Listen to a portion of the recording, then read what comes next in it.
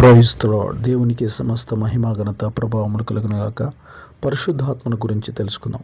అపోస్తల కార్యములు 5వ అధ్యాయం 32వ వచనం ప్రకారం, మేమును దేవుడు తనకు విధేయులైన వారికి అనుగ్రహించిన పరిశుద్ధాత్మయు అని రాయబడి ఉంది.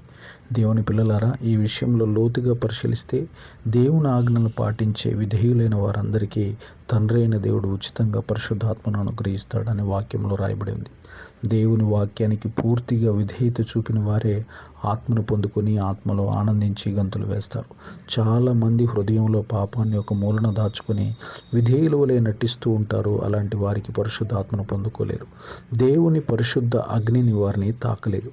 దేవుని పరిశుద్ధాత్మ పొందిన వారు సైతం సాతాను శరీర కార్యాలంటే కోపము, ద్వేషము, అసూయ, పగ, కక్షలు విడవనందున వారు కూడా దేవుని ఆత్మను పోగొట్టుకొని పనికిరాని పాత్రలుగా మిగిలిపోతారు.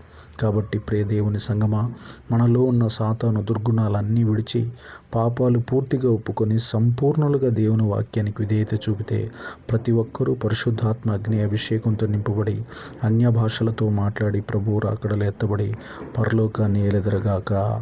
ఆమెన్.